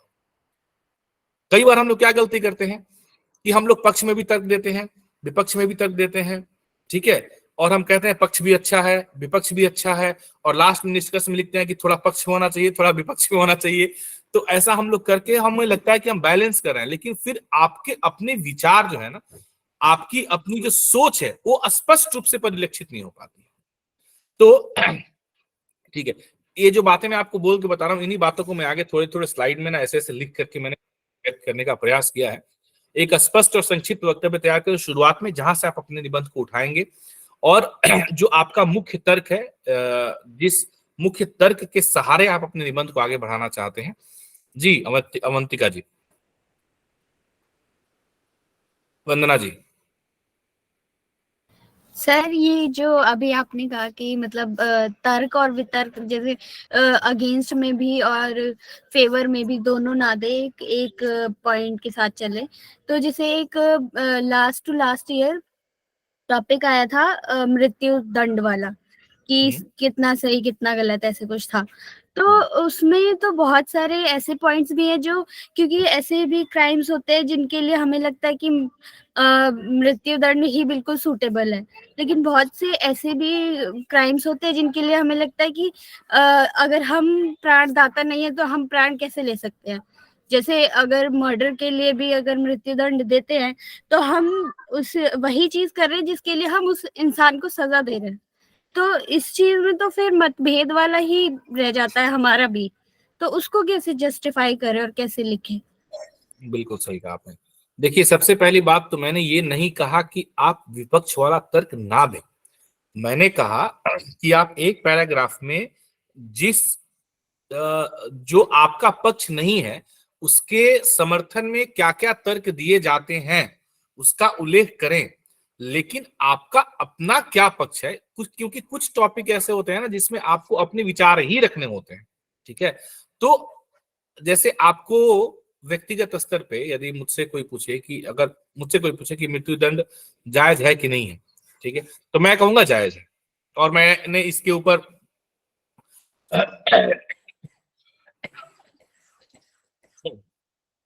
जब मैं पहले मैं सही सोच रहा हूँ क्या सर, क्या सोच रहे हैं आप? सही सर की प्रगतिवादी विचार के साथ हम अंत कर सकते हैं कि वास्तविक में जो वर्तमान आवश्यकताएं हैं उन पर मृत्युदंड सही है। इस तरीके से मैं उसी पे आ रहा हूँ कि मैंने इस पे कई सारे डिबेट किए हैं और कई सारे डिबेट में मुझे पुरस्कार भी मिला हुआ है ना। और मैं हमेशा उल्लेख करता हूं और आप लोग भी उल्लेख कर सकते हैं जब आप कभी लिखें, अगर ऐसा इस तरह का निबंध लिखने को आ जाए, मैं जिसमें हमेशा श्री राम भगवान और रावण है ना, इनका एक मैं उदाहरण देता हूं कि मृत्युदंड ऐसा नहीं कि आज शुरू हुआ है ना, ये पहले से ही चला आ रहा है। और मृत्युदंड आवश्यक इसलिए है क्योंकि अगर हम लोग जो भी ऐसे अपराधी हैं जो इस तरह के अपराध या कुकर्म करते हैं जो कि समाज के लिए बिल्कुल हितकारी नहीं है, जो बहुत ही जघन्य है ना, जिनके लिए आज मृत्युदंड का प्रावधान है, जो आप सब जानते हैं, तो उनके लिए मृत्युदंड देना एक तरीके से बाकी लोगों के लिए एक ऐसा सबक है कि समाज में बाकी लोग जो हैं उस वृत्ति उस मानसिकता के लोग हैं ना, वे लोग इसे दोहराने का साहस न कर सके, ठीक है। अगर हम ऐसा नहीं कर रहे हैं तो कहीं ना कहीं हम समाज में ऐसी मानसिकता को कहीं ना कहीं दबे पांव बढ़ावा देने का प्रयास मतलब बढ़ावा दे रहे हैं, एक्चुअली हम बढ़ावा उसको बढ़ा रहे हैं, क्योंकि भाई जब आदमी के अंदर डर ही ना हो तो फिर तो कोई भी गलती कर दे। और ऐसा हो कि चलो ये गलती कर देते हैं, जैसे होता है ना, आप एक बात खुद सोच के देखिए कि आपने रेड लाइट तोड़ दिया, भाई आपने रेड लाइट तोड़ दिया तो इसमें बिल्कुल सही है प्रियंका जी, आपने रेड लाइट तोड़ दिया, तो रेड लाइट तोड़ दिया तो आपको बोलता है चलो तोड़ देते हैं, जल्दी ऑफिस पहुंचना है, क्या फर्क पड़ता है, ट्रैफिक हवलदार पकड़ेगा तो 100 रुपया दे देंगे फाइन, है ना, 50 रुपया 100 रुपया पकड़ा देंगे, निकल जाएंगे। वही बाद में जब उसे 5,000 10,000 रुपये कर दिया गया तो लोगों ने उसको तोड़ना थोड़ा कम करा, उनके अंदर में एक डर पैदा हो गया। तो डर का होना जरूरी है, कानून का डर ही आज के डेट में सबसे बड़ा डर है, अगर हम एक आम नागरिक के हिसाब से बात करें तो इसी प्रकार से अगर तो खैर चलिए हम उस मुद्दे पे नहीं जाएंगे, हम सीधे सीधे आते हैं विषय पे कि कैसे लिखेंगे, जो आपका प्रश्न था वंदना जी। सर कि मैं एक चीज बोलना चाहूंगी, जहाँ दंड अब मुझे वाली एक भी बार बात मुझे चली। फिनिश, अनिशा जी एक बार मुझे फिनिश कर लेने दीजिए, फिर आप बताएं कि मृत्यु दंड, अब जैसे मैं लिख रहा हूं, मेरा अपना विचार हो सकता है, आपका वंदना जी अपने विचार हो सकते हैं, और बाकी लोगों के अपने विचार हो सकते हैं। मैं लिखूंगा तो मैं शुरुआत इस बात से करूंगा, इस विचार के साथ करूंगा, तो मेरा शुरुआती कथन वक्तव्य होगा वो ये होगा कि मृत्युदंड सही है, होना चाहिए, ठीक है। और मैं उसी के साथ, उसी के समर्थन में ना मैं अपने निबंध को आगे बढ़ाऊंगा, है ना, बहुत सारे एग्जाम्पल दे करके, है ना, उसके बारे में अभी वर्तमान परिस्थितियां क्या चल रही हैं, उदाहरण दे करके, जैसे प्रियंका जी ने एक उल्लेख किया निर्भया हत्याकांड कितना बर्बर था। जो लोग ऐसे कांड करते हैं, है ना, उन्हें मतलब आपको सुन के ही लगता है जैसे ये तो फांसी तो बहुत कम है, आपको तो ऐसे लोग बोल देते हैं ना कि यार इसको तो चौराहे पे खड़ा करके गोली मार देना चाहिए। मतलब वो छोड़ दो, कानून व्यवस्था और सरकार उनके पास पूरी ताकत है, आप एक आम इंसान है, आपके पास कोई ताकत नहीं है, आप किसी को फांसी नहीं दे सकते हो, आप कुछ नहीं कर सकते हो, लेकिन आपके अंदर ऐसे विचार आते हैं, ऐसे कुत्सित, जब आप सुनते हैं कि ऐसा कोई व्यक्ति ने इस तरह का कुकृत्य किया है, तो ऐसे एक मानव, मतलब एक इंसान के तौर पे हमें ऐसा लगता है कि यार इसको तो बीच चौराहे पे खड़ा करके गोली मार देना चाहिए, और ऐसे हमारे मुंह से निकल जाता है, मतलब एक क्या उसको बोलते हैं, एक भावनाएं हमारी उस तरीके से व्यक्त हो जाती हैं। तो जब हम ऐसा सोचते हैं ठीक है, तो मैं उस तरीके से अपने निबंध को आगे बढ़ाऊंगा। फिर आगे जा करके आपने जो कहा कि जो ह्यूमन राइट्स की हम बात करते हैं, या ये कहते हैं कि जब हमें जीवन देने का अधिकार नहीं है तो हम ले कैसे सकते हैं ना, वो सारी बातें, ये मैं हालांकि इसको मैं इस तरह से व्यक्त करूंगा, एक पैराग्राफ इसके लिए मैं बिल्कुल डिवोट करूंगा कि हालांकि मृत्यु दंड ना देने के पक्ष में भी बहुत सारे तर्क प्रस्तुत किए जाते हैं। बहुत सारे देशों में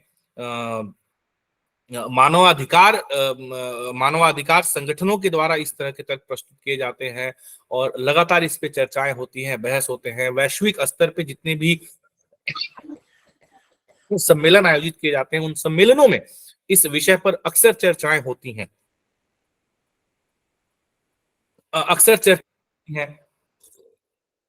और यह तर्क दिया जाता है कि अगर हमें किसी को जीवन देने का अधिकार नहीं है तो हमें जीवन लेने का भी अधिकार नहीं है, ठीक है। या फिर कोई इस तरह का और तर्क, जैसे मैंने बताया, ऐसे 1 2 3 तर्क जो भी है उस विषय से संबंधित 3 4 5 तर्क आप दे दीजिए।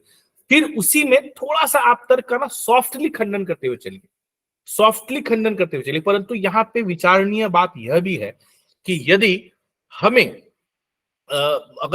हम ऐसा सोचते हैं, या कानून ऐसा सोचता है, या सरकार ऐसा सोचती है कि यदि हमें किसी को जीवन देने का अधिकार नहीं है तो लेने का नहीं, तो ऐसी सोच वह व्यक्ति जिसने ऐसा जघन्य अपराध किया, उसके दिमाग में ऐसी सोच क्यों नहीं पैदा होती? और जब उसके दिमाग में ऐसी सोच पैदा नहीं होती है तो आने वाले तो समाज के बाकी लोगों के मन में इस बात को लेकर के डर पैदा हो और वह ऐसा सोचे। इसके लिए आवश्यक है कि उसे वही सजा दी जाए, या उसी स्तर की सजा दी जाए जिस स्तर का उसने अपराध किया है। और मुझे ऐसा लगता है कि इसके लिए मृत्यु दंड से ज्यादा बेहतर और कोई भी दंड नहीं हो सकता है। तो ऐसे करके आपने क्या किया कि आपने वो सारे तर्क रखे जो दिए जाते हैं, लेकिन वो आपके तर्क नहीं है, वो वैसे तर्क बाकी लोगों के द्वारा दिए जाते हैं, परंतु आप फिर भी उन तर्कों के बावजूद भी you stand by your words कि नहीं, मैं फिर भी इस बात का समर्थन करता हूं कि मृत्युदंड दिया जाना चाहिए। और फिर आप निष्कर्ष में इस बात को थोड़ा सा और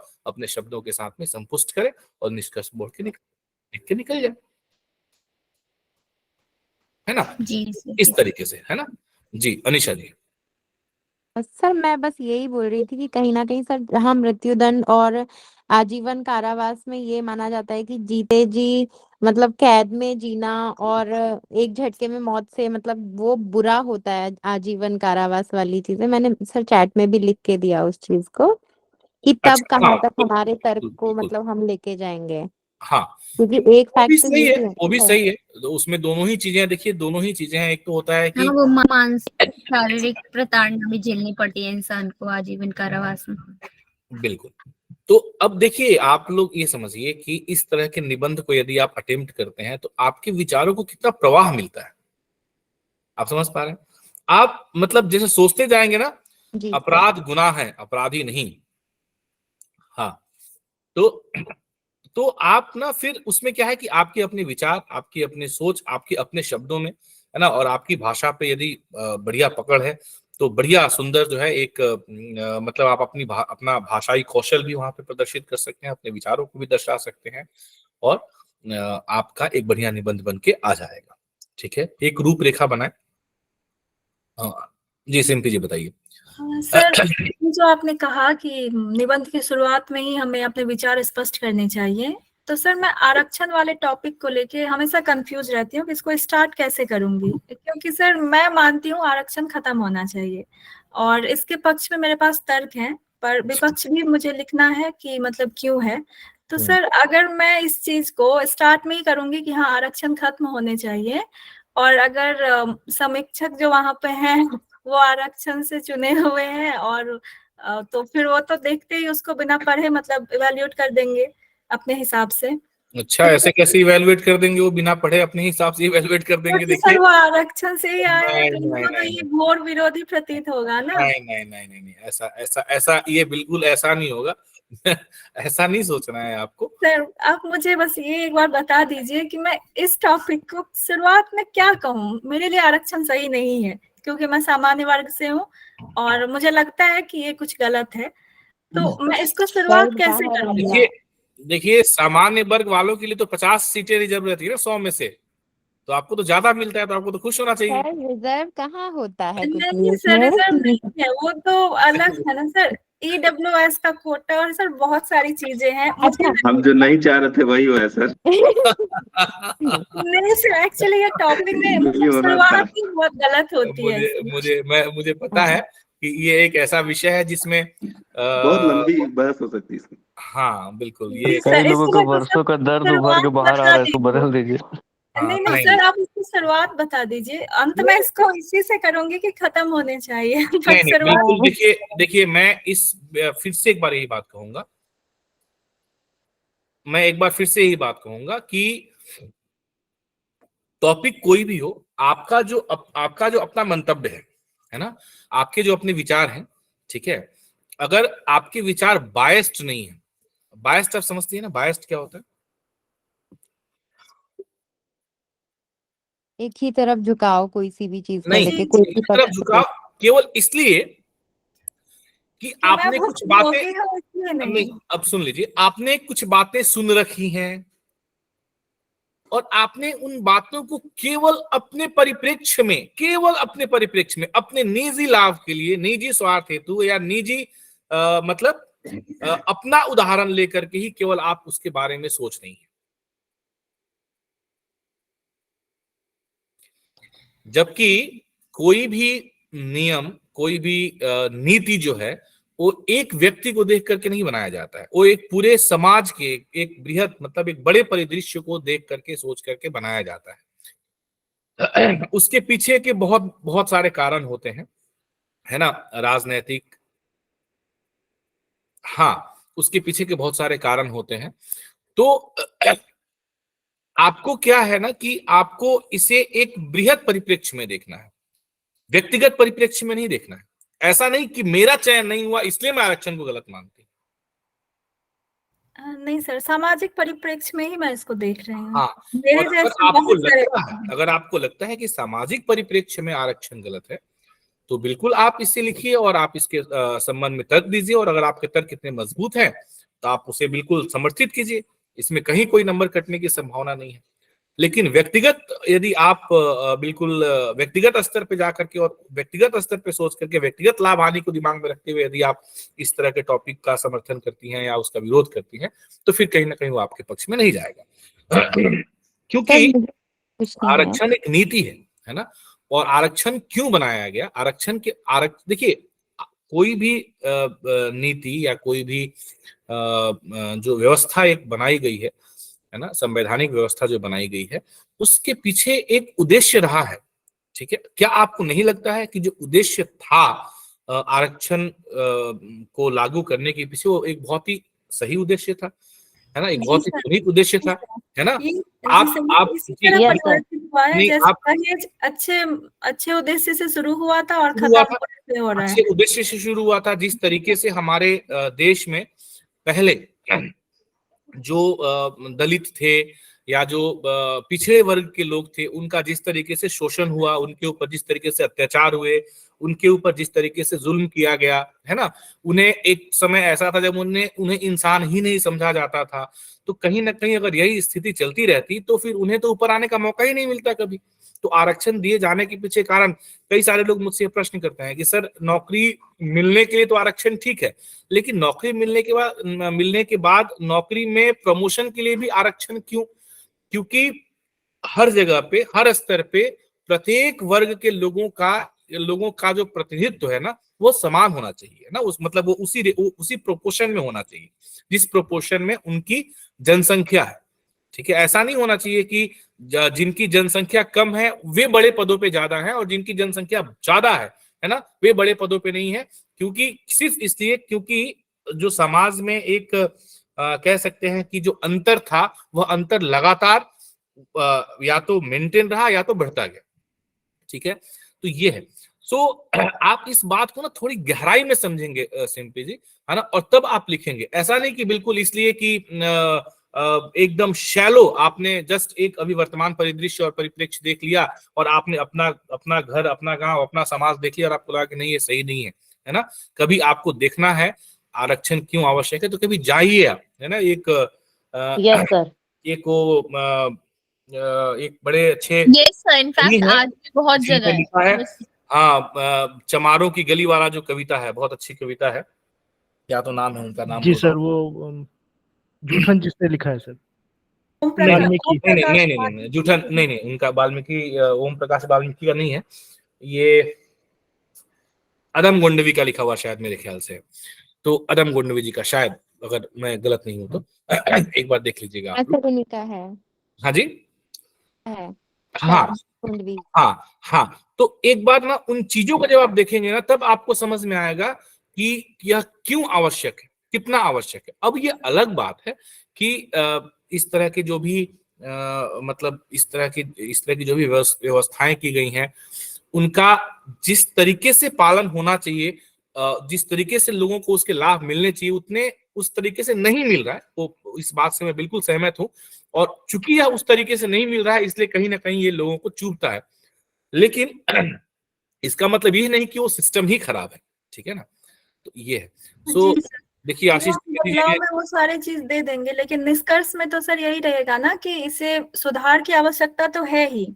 तो यहाँ पे अगर खत्म होने की बात है कि रहना चाहिए या नहीं, तो फिर उसमें तो सर एक क्लियर देना पड़ेगा ना कि हाँ नहीं रहना चाहिए, क्योंकि सुधार होनी चाहिए। ऐसा देखिए, ऐसा आप क्लियर नहीं दे सकते ना, नहीं रहना चाहिए, ऐसा आपका क्लियर देखिए आरक्षण नहीं रहना चाहिए, ऐसा इसके पक्ष में आप जो भी तर्क देंगे वो बायस तर्क हो जाएगा सिंपली जी, है ना। वो केवल आप एक पक्ष को ध्यान में सर रखें। आरक्षण तो केवल दलित के लिए तो है नहीं, इस समय तो सभी के लिए हो गया है ईडब्ल्यूएस के नाम से। हाँ, वही चीज है। तो इसमें जो है केवल एक पक्ष को आप ध्यान में रखते हुए तर्क नहीं दे सकते हैं आप, इसलिए आपको ना सभी पक्षों को ध्यान में रखते हुए ऐसे विषयों पर तर्क देना पड़ेगा।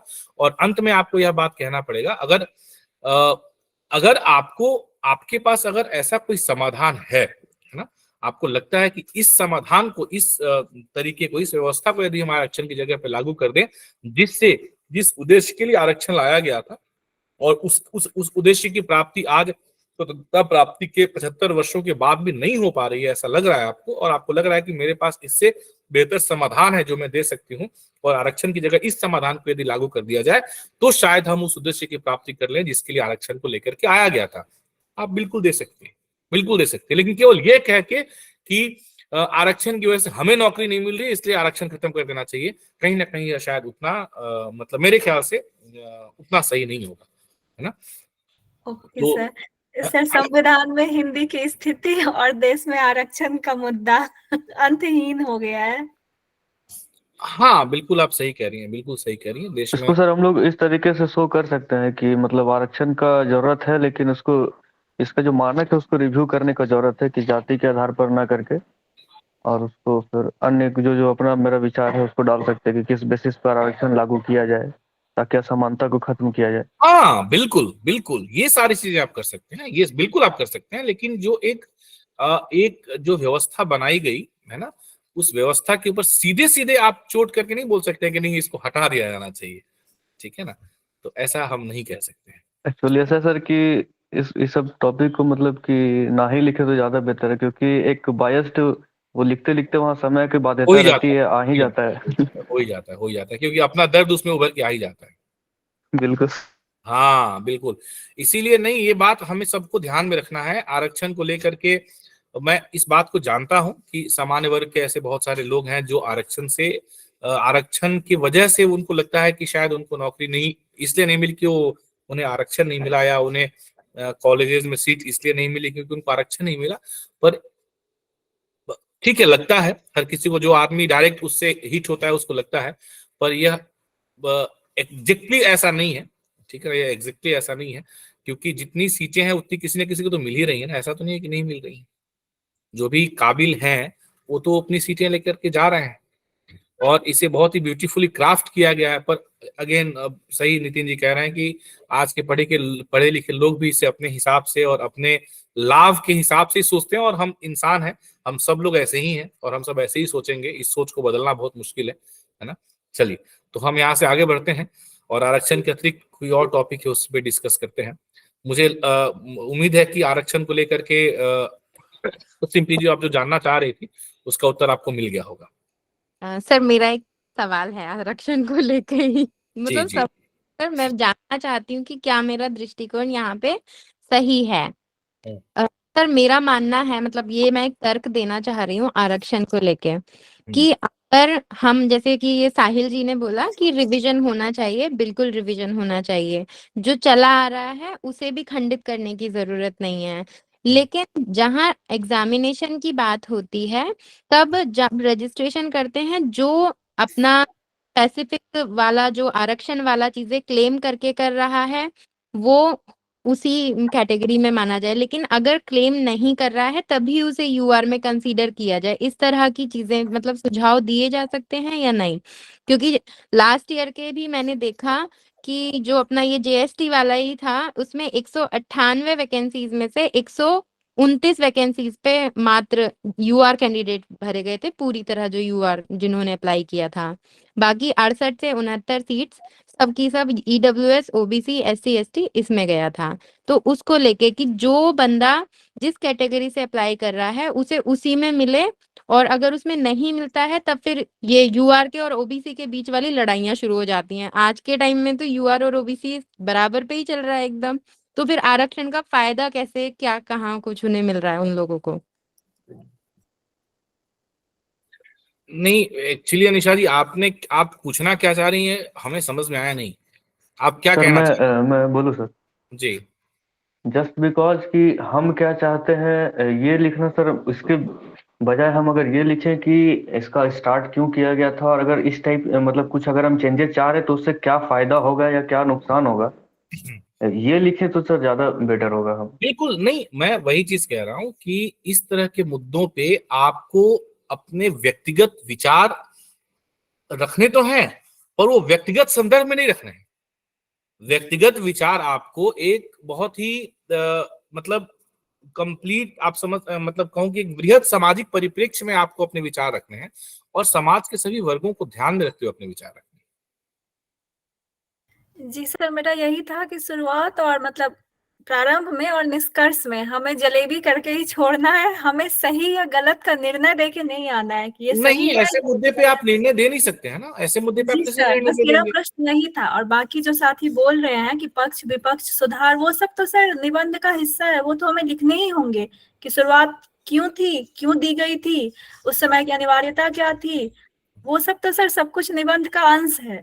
मैं बस शुरुआत और अंत की बात कर रही थी। बिल्कुल बिल्कुल नहीं, शुरुआत देखिए आप लोग ना अभी, अभिषेक जी सॉरी मैं डिस्टर्ब कर रहा हूँ, लेकिन जी।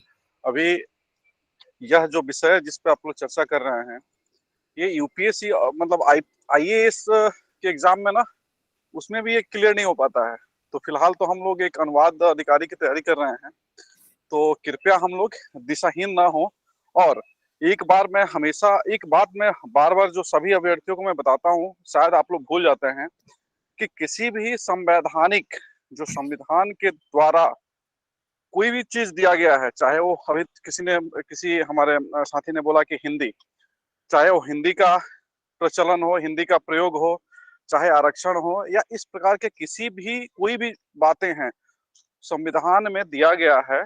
और संविधान का निर्माण कितने वर्षों में हुआ है, संविधान किन किन देशों से उसमें सामग्री इकट्ठा की गई है और उसको समाहित किया गया है, ये सब आपको पढ़ना पड़ेगा। और ये दिमाग में रखना चाहिए कि वो लोग बेवकूफ नहीं थे जिन्होंने ये संविधान में ये सब चीजें लिखी है। और आज भी सरकार जो है, सरकार के पास बहुत सारे ताकत है, बहुत सारी संवैधानिक प्रक्रिया है जिसके तहत कुछ चीजें बदली जा रही हैं। तो यह अगर आप समझ सकते हैं कि आप अगर मतलब निष्कर्ष की बात कर रहे हैं ना, तो आपको अगर ऐसा लग रहा है कि आप निष्कर्ष दे सकते हैं, तो आपको फिर यहाँ पे अभ्यर्थी के रूप में नहीं होना चाहिए। कहाँ पे होना चाहिए? सरकार में होना चाहिए, राष्ट्रपति होना चाहिए कि बस एक चुटकी बजाओ और आपका आदेश पारित हो गया। तो संविधान, मेरा कहने का आशय यह है कि सरकार के या संविधान पे उंगली नहीं उठाना है आपको अपने शब्द रखने हैं, अपनी बातें रखनी है, लेकिन संविधान पे और सरकार पे उंगली नहीं उठाना है। ये मैं पिछले कक्षा में भी मैं बताया था, पहले भी बता चुका हूँ, अभी भी बता रहा हूँ। आप लोग अभी जैसे का विशेष जी ने बताया कि व्यक्तिगत विचार तो जरूर लिखने हैं हमें, लेकिन व्यक्तिगत संदर्भ में नहीं लिखने हैं। इसका आशय क्या हुआ? वही संविधान को पढ़िए, संविधान के बारे में समझिए, सरकार की दायित्वों को समझिए, सरकार के कर्तव्यों को समझिए और अपने दायित्वों को समझिए और अपने कर्तव्यों को समझिए, फिर आप अपने निष्कर्ष पर पहुंचिए। ठीक है, तो इस मुद्दा को आप लोग यहीं पे छोड़िए और हम आगे बढ़ें ताकि हम और कुछ समझ सके, सीख सके। ये मुद्दा अंतहीन है। ठीक है जी, बिल्कुल ठीक है। अब अगले हम टॉपिक पे आते हैं।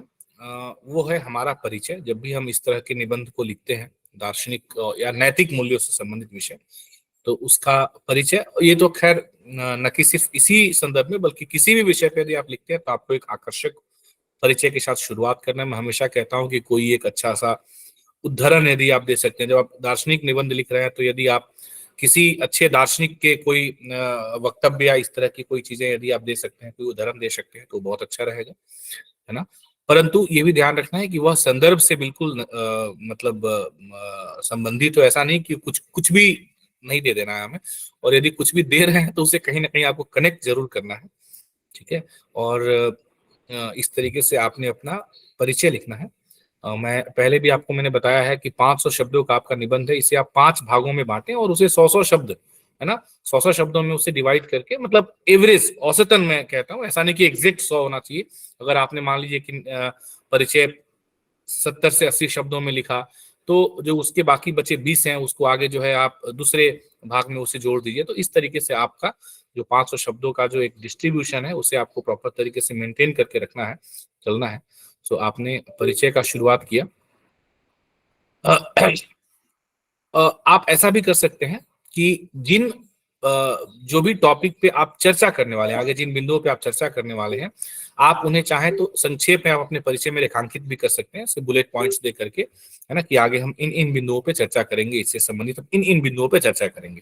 ऐसे 3, 4, 5 बिंदु हम आप दे सकते हैं। तो एक तरीके से आपके जो निबंध की आउटलाइन है वो आपके जो मूल्यांकन करता है ना, उनको शुरू में ही प्राप्त हो जाएगी कि आप जो आगे है ना, आपका निबंध किस तरीके से उठने वाला है और किस तरीके से आगे बढ़ने वाला है। तो ये कहीं ना कहीं आपके लिए एक सकारात्मक पक्ष हो जाएगा कि आप परिचय के दौरान ही 4-5 लाइन में जो ना बुलेट पॉइंट्स में टक टक टक टक दे दें कि भाई आगे आप किन बिंदुओं पे चर्चा करने वाले हैं। तो ऐसा आप कर सकते हैं भी, मतलब इसकी भी आपके पास में इसका भी स्कोप है। फिर हम आते हैं मेन बॉडी के ऊपर, है ना। मेन बॉडी के ऊपर अब जैसे अगर मान लीजिए कि आप 4 पैराग्राफ लिखना चाहते हैं, जैसे आपने एक परिचय दिया, परिचय में ही आपने थोड़ा सा रेखांकित कर दिया कि आप किन किन बिंदुओं पे बात करने वाले हैं, तो उसके बाद आप चाहते हैं कि मैं 3 पैराग्राफ में अपना निबंध लिखूंगा, चाहे आप टॉपिक दे करके लिखें, चाहे आप बिना टॉपिक दे करके लिखें। तो यदि आप 3 पैराग्राफ या 4 पैराग्राफ में लिखना चाहते हैं, तो प्रत्येक पैराग्राफ को आपको किसी, मतलब जो भी आप विषय आपने लिया है उस विषय के अलग अलग पहलू होंगे, जाहिर सी बात है। जैसा हमने अभी बात करा पक्ष विपक्ष, तो उसके पक्ष में मृत्युदंड की हमने बात करी थी, तो मृत्युदंड अगर आपको लगता है कि दिया जाना चाहिए तो इसका ऐतिहासिक परिप्रेक्ष्य क्या है अगर मैं कहूँ, या फिर इसका वर्तमान वर्तमान स्थिति इसकी क्या है, अपने देश में इसकी स्थिति क्या है, वैश्विक स्तर पे इसकी स्थिति क्या है। तो ऐसे ऐसे अलग अलग आपने जो विषय हैं उनके अलग अलग विषयों पे, अलग अलग पहलुओं पे अलग अलग पैराग्राफ आपको लिखना है। फिर उसके विपक्ष में जो तर्क है उसके लिए आपने एक अलग से पैराग्राफ निर्दिष्ट किया। तो इस तरीके से आपको अपने 3-4 पैराग्राफ सेट करने हैं। ठीक है। आपका जो स्टार्टिंग सेंटेंस है, यदि आप पैराग्राफ वाइज लिख रहे हैं उस केस में, यदि आप टॉप हेडिंग दे करके लिख रहे हैं तब तो फिर कोई समस्या ही नहीं है। परंतु यदि आप हेडिंग देकर नहीं लिख रहे हैं तो आप यहाँ प्रयास करें कि आपका जो स्टार्टिंग सेंटेंस है वो बिल्कुल ही आपके स्टार्टिंग सेंटेंस में ही ना आपके पूरे आगे पैराग्राफ की झलक मिल जानी चाहिए। ऐसा क्यों है? क्योंकि अगेन कि पूरे 500 शब्द आपके कोई भी इवैल्यूएटर पढ़ेगा नहीं, पूरे 500 शब्द कोई भी नहीं पढ़ेगा, किसी के भी नहीं पढ़े जाएंगे। ठीक है। आपका निबंध सबसे ज्यादा जो प्रभाव बनाएगा वो आपकी प्रस्तुति बनाएगी। मैं बार बार कहता हूं, प्रस्तुति आपके निबंध की प्रस्तुति, चाहे आप किसी भी विषय पे निबंध लिख रहे हो, प्रस्तुति जो मूल्यांकन करता है उसके दिमाग में ना आपके निबंध के प्रति ना एक छवि, एक इमेज का निर्माण कर देगी, और वो कहीं ना एक लेवल में जाके उसका दिमाग सेट हो जाएगा कि 20 से 30 या 30 से 40 या मोर देन 40। एकदम वो जैसे ही प्रस्तुति मतलब निबंध देखते ही ना उसके दिमाग में ना वो एक ब्रैकेट जाके बैठ जाएगा। मान लीजिए कि 30 से 40 का ब्रैकेट बैठ गया, फिर पढ़ते पढ़ते वो डिसाइड करेगा कि 30 से 40 में 32 की 38 की 35 की 36, फिर वो बाद में डिसाइड होगा। लेकिन प्रस्तुति देखते ही ना दिमाग में उसके डिसीजन आ जाएगा कि 20 से 30 की 30 से 40। ये बिल्कुल क्लियर है। तो ये आपको अपना इस चीज को ध्यान में रखना है। और उसके बाद बाकी जो तय होगा वो कैसे तय होगा? वो पहला सेंटेंस पढ़ा, उसको एक मिल गया आउटलाइन कि अभी आप आगे आपने क्या लिखा है या आप क्या लिखने वाले हैं। एग्जाम्पल यदि आप दे सकते हैं बहुत अच्छा है। एग्जाम्पल से आपका आपका जो निबंध होता है उसके अंदर में बहुत वजन आता है, उसकी वेटेज बढ़ती है ना, और ऐसा लगता है कि आप जो बात कहना चाहते हैं उसके बारे में आप पूरी तरीके से आश्वस्त हैं, पूरी तरीके से आप कॉन्फिडेंट हैं, और उसे आप अलग अलग एग्जाम्पल्स के जरिए यदि आप प्रस्तुत कर रहे हैं तो ये आपके लिए सकारात्मक रहेगा। ठीक है। फिर उसके बाद हम बढ़ते हैं आगे। फिर उसका विश्लेषण, एनालिसिस, है ना। यदि दार्शनिक विषय है तो उसकी एक आलोचनात्मक व्याख्या यदि आप कर सकते हैं, यदि आपके पास आपके विचार यदि इतने प्रखर हैं तो आप ये कर सकते हैं। सबके लिए नहीं है और सारे विषयों के लिए भी ये जो पॉइंट मैंने आपको दिया ये सबके लिए नहीं और सारे विषयों के लिए भी नहीं है। अगर उस विषय पे आपके पास उतनी पकड़ है तब आप इसका जो है इसका प्रयास कर सकते हैं। हाँ, दूसरा पॉइंट इसमें है सकारात्मक एवं नकारात्मक पहलुओं को इंगित करते हुए तर्कों का विश्लेषण और मूल्यांकन करें, है ना। कि जो भी आप तर्क दे रहे हैं उसका विश्लेषण करना है और उसमें आपको दोनों ही चीजों को ध्यान में रखना है कि इसके सकारात्मक पहलू क्या है, इसके नकारात्मक पहलू क्या है, और अगेन सटीक साक्ष्य के साथ, सही उदाहरण के साथ में जो भी आप विश्लेषण कर रहे हैं उसको आप उसको समर्थित करें और उसकी संपुष्टि करें। एक्सेप्शन यदि आप देना चाहते हैं, ये एक बहुत अच्छा पॉइंट है कि प्रत्येक विषय के साथ कुछ ना कुछ एक्सेप्शन होता है, और यदि आप एक्सेप्शन देते हैं अपने निबंध लिखते वक्त तो आपके लिए बहुत अच्छा मार्क फेच करने का एक तरीका है कि कोई भी विषय, कोई भी टॉपिक पे यदि आप निबंध लिख रहे हैं और आपको उससे संबंधित जो भी एक्सेप्शन समझ में आता है ना, तो उससे आप उसका उल्लेख जरूर करें। यह आपके लिए अगेन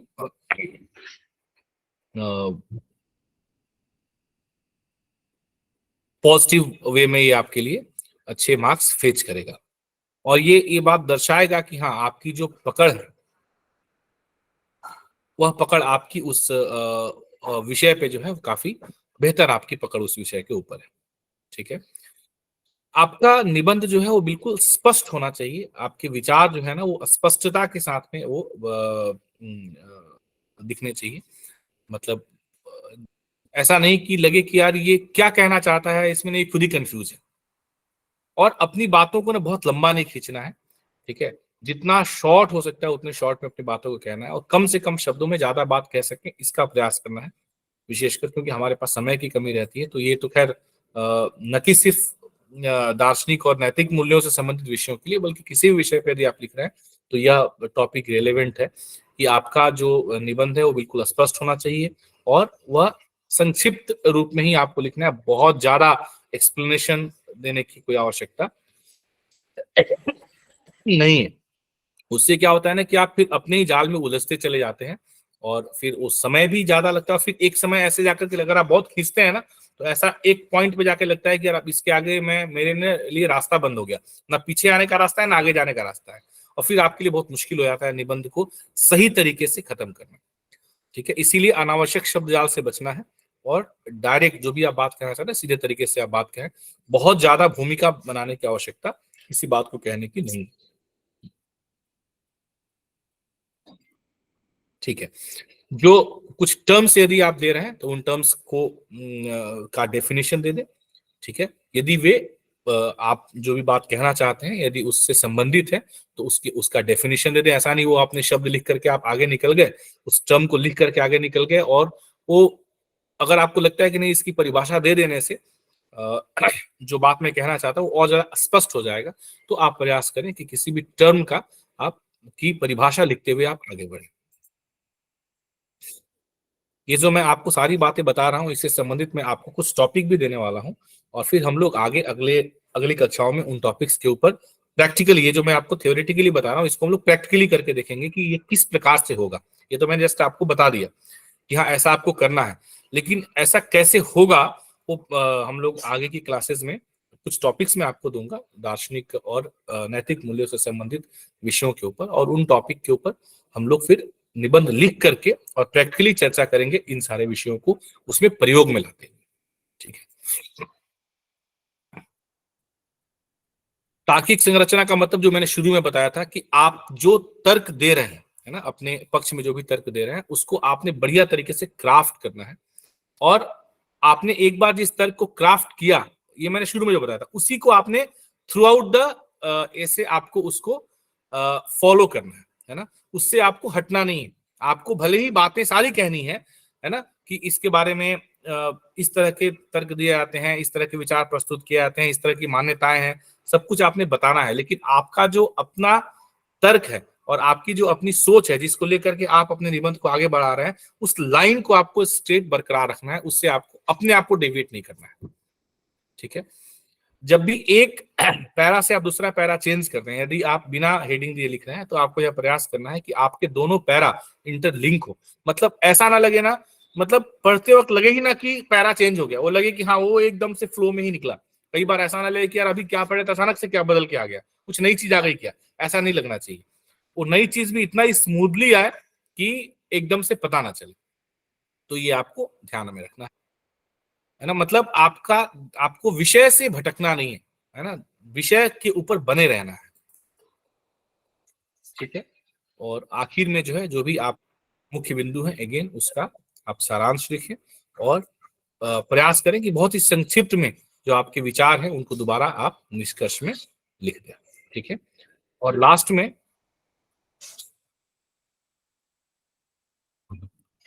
बिल्कुल अनिशा जी, हम उसी पैटर्न पे आगे बढ़ेंगे, लेकिन एक बार ये जो आप लोगों का था कि सर विशेष रूप से जो है दार्शनिक विषयों पे और नैतिक मूल्यों पे हम बात करें कि इसके ऊपर कैसे हम निबंध लिखेंगे, तो थोड़ा सा हमें इसके बारे में ये जान लेना भी हमारे लिए आवश्यक है कि इसके लिए विशेष रूप से किन बातों को हमें ध्यान में रखने की आवश्यकता है। और आगे जो भी हम लोग अब निबंध को लेकर के हम जिन जो भी क्लासेस करेंगे उसमें मैं कुछ टॉपिक आज आपको क्लास के बाद दे दूंगा, जिन टॉपिक्स के ऊपर हम लोग आगे अगली क्लासेस में चर्चा करेंगे इन सारे बिंदुओं को ध्यान में रखते हुए। ठीक है, और आखिर में अगेन जब आप खत्म करेंगे, अगर आपके पास समय है तो आप एक बार पढ़ लें, अपने निबंध को एक बार दोबारा पढ़ लें। ठीक है ना, और पढ़ने के दौरान यदि आपको लगता है कि कहीं कोई छोटी मोटी वर्तनी मिस्टेक आपने कर दिया है तो कोई प्रॉब्लम नहीं है, आप जस्ट एक सिंगल कट मार करके और जो सही वर्तनी है उसको लिख दें, क्योंकि वर्तनी की जो त्रुटि होती है वो सही नहीं है, व्याकरण संबंधी कोई त्रुटि होती है बहुत, अगर आपको लगता है कि बहुत बड़ा ब्लंडर है थोड़ा सा आप कट करके और आप उसको सुधार लें। ठीक है ना, ये आप कर सकते हैं, लेकिन बहुत ज्यादा ना करें, प्रयास करें ऐसा ना हो कि मतलब बहुत गंदा दिखने लगे आपकी कॉपी, ऐसा नहीं करना है। मतलब कट करना कम से कम करना है आपको, मतलब ना के बराबर, जितना कम हो सकता है उतना कम से कम आपको कट करना, उसको थोड़ा सा भाड़ देना, ये नहीं करना है आपको। मैं देखता हूं जब आप लोग मॉक देते हैं तो बहुत सारे लोग इस तरीके से करते हैं, ये आपको नहीं करना है। और आखिर में जो है अपना निबंध जब आप दार्शनिक विषयों से संबंधित निबंध लिख रहे हैं तो आप प्रयास करें कि आप कोई ना कोई एक अच्छा सा उदाहरण दे करके और आप अपने निबंध को समाप्त करें। ठीक है, तो ये जो है दार्शनिक विषयों से संबंधित एक सैद्धांतिक पक्ष था जिसको लेकर के आप लोग काफी मेरे पास बहुत सारे कॉल्स और मैसेजेस आ रहे थे। इसके ऊपर हम लोग व्यवहारिक किस तरीके से हम इन बिंदुओं का प्रयोग करते हुए हम निबंध लिखेंगे, इसके ऊपर हम लोग आगे की कक्षाओं में चर्चा करेंगे। कुछ कंटेम्प्रेरी एसे के टॉपिक्स हैं, है ना। जी नितिन जी बताइए। सर मैं आपने कहा था ना कि आप कुछ पंक्तियां या कोट्स वगैरह देंगे लिखने के लिए, तो मैं उसके बारे में जानना चाह रहा था। बता रहे हैं कुछ? नहीं सर, मैं पूछना अच्छा, चाह रहा मैं हूँ जो कि दूंगा आप आपको पीडीएफ, करेंगे। हाँ मैं जी आपको जी जी जी सर। पीडीएफ ऑलमोस्ट तैयार हो गया, ऑलमोस्ट के तैयार ही है। कुछ जी और सर, भी क्योंकि ऐड कर रहा था, तो पिछले 5-6 दिनों में तो मैं कुछ ऐड नहीं कर पाया हूँ, जितना था उतना ही है।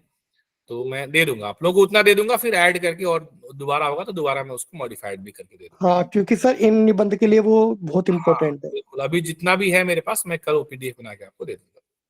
ठीक है, कुछ कंटेम्प्रेरी टॉपिक्स हैं, है ना। वैसे मैं ज्यादा इंपॉर्टेंट टॉपिक्स वाली बात में सर राइटिंग क्या लिख दिया, राइटिंग रिलेटेड।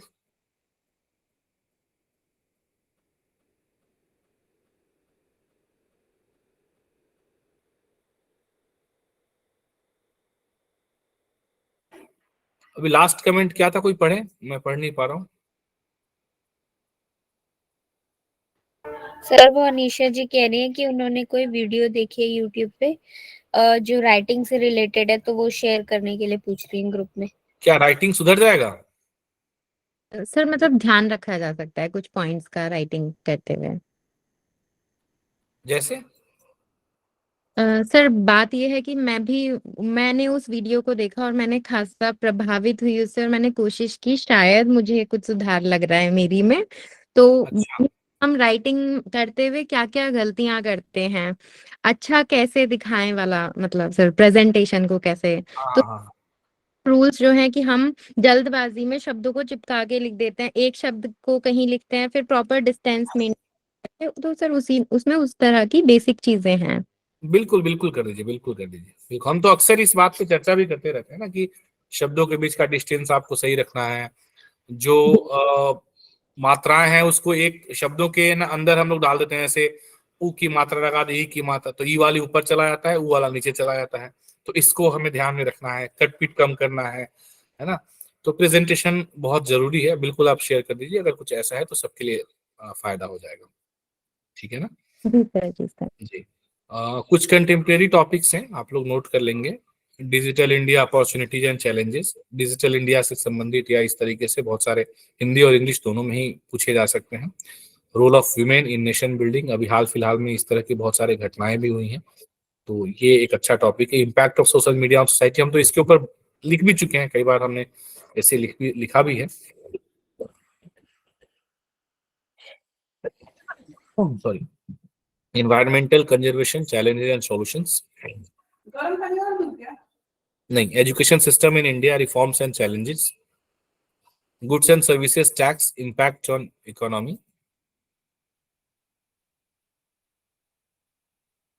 साइबर सिक्योरिटी एक बहुत अच्छा टॉपिक है जो पूछा जा सकता है। Health care in rural India issues and solutions, role of youth in nation development, demonetisation pros and cons, climate change and its effect on agriculture, corruption in India, make in India boosting manufacturing sector, economic reforms in India. सारे contemporary topics मैं आप लोगों को share कर रहा हूँ। Economic reforms in India, retrospective, population explosion,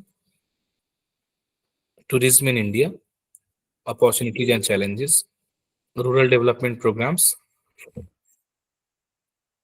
और artificial intelligence, impact on employment. तो ये कुछ ऐसे टॉपिक्स हैं। सोशल हार्मनी एंड कम्युनलिज्म, ठीक है। सो मैं इसकी पीडीएफ आपको शेयर कर दूंगा। और मैं पीडीएफ आपको शेयर कर दूंगा सोनू जी, ठीक है। एंड कुछ टॉपिक्स की पीडीएफ मैं आपको शेयर कर दूंगा जो आज हमने डिस्कस किया, जो दार्शनिक विषयों से संबंधित इंग्लिश और हिंदी में दोनों टॉपिक में शेयर कर दूंगा। तो उसको हम लोग अगली क्लास में चर्चा करेंगे। अगली क्लास हमारी सैटरडे होगी, यानी कि परसों, जिसमें हम लोग संडे को जो मॉक टेस्ट हुआ है उसका इवैल्यूएशन, उसकी मार्किंग और उसका फीडबैक करेंगे, उसके अनुवाद और उसमें दिए गए जो निबंध के टॉपिक है, चारों टॉपिक, उसके ऊपर हम लोग चर्चा करेंगे। और संडे अगेन हमारा मॉक टेस्ट होगा, और फिर मंडे से आपको टॉपिक्स डेली मिलने शुरू हो जाएंगे, दो टॉपिक तो खैर कल से ही मिलने शुरू हो जाएंगे आपको निबंध के, जो बीच में थोड़ा डिसकंटिन्यू हो गया था। एंड नेक्स्ट वीक से हम प्रयास करेंगे आपके सेशंस की फ्रीक्वेंसी थोड़ी और बढ़ाते हैं हम लोग, विशेषकर अनुवाद, ऐसे मतलब निबंध के टॉपिक की ज्यादा चर्चा करेंगे, बाकी अनुवाद का तो जैसा चल रहा है वैसा चलता ही रहेगा, ठीक है। सो आज के सेशन को हम यहीं पे खत्म करेंगे। संतोष सर, कुछ एनीथिंग फ्रॉम योर साइड? नहीं अभिषेक जी, ऑलरेडी 10 बज गया है जी। और मेरे ख्याल से सर G20 हाँ, पे सर एक ऐसे आप लोग सर आप की तरफ से मिल जाता, क्योंकि क्या छोड़े क्या इंक्लूड करे पता नहीं G20 चला। से हम लोग नेक्स्ट वीक में कर लेंगे, ठीक है जी सर, नोटेड जी, ठीक है। Thank you so much, all the best, good night, परसों मिलते हैं। Thank you sir. Thank you sir.